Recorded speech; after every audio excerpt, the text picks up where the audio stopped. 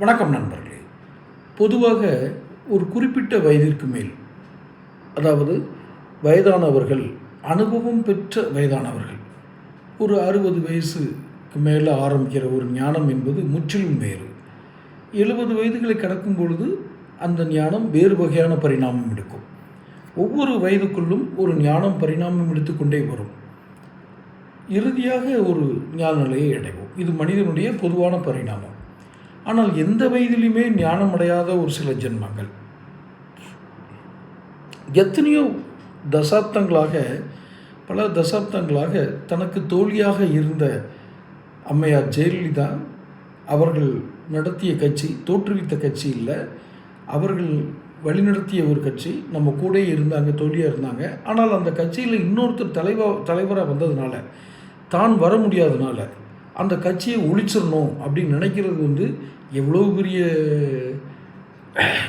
சரி, ஏதோ ஒரு புத்தி வச்சுக்கிடுவோம்.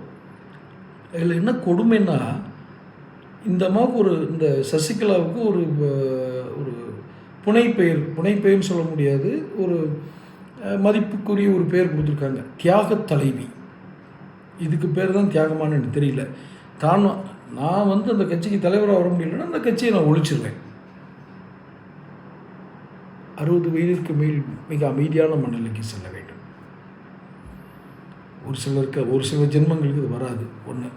இன்னொன்று, தன்னுடைய மகன் தினகரன், அவருடைய அக்கா மகன் தான் தினகரன், டிடிவி தினகரன். இன்றைக்கி அதிமுக அந்த பாஜக கூட்டணியில் இருந்து ஏதோ அரசியல் பண்ணுறார்.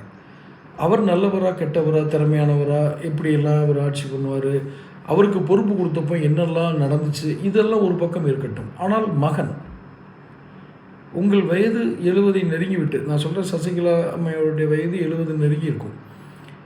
உங்கள் மகனின் அரசியல் வாழ்க்கை இப்போதான் நடந்துக்கிட்டு இருக்கு. ஆனால் அந்த அரசியல் வாழ்க்கையும் சிதைத்து ஒழிப்பேன் அப்படிங்கிற மாதிரி தான் இப்போ புது கட்சி இன்றைக்கி ஆரம்பிக்கிறதா சொன்னாங்க. இதை பற்றி பதிவு போடுறதே தவறுன்னு நான் நினைக்கிறேன். வீண் வேலை, விரைய வேலை அப்படின்னு. ஏன்னா இவங்களெல்லாம் நம்ம பேசுகிறது கூட அருகதையற்றவர்கள்.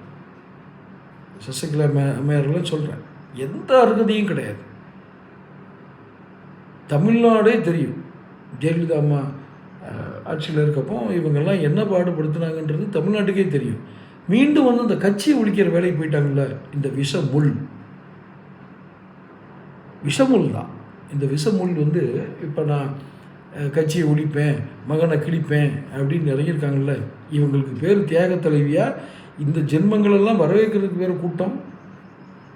தொடர்ந்து பேசுவோம்.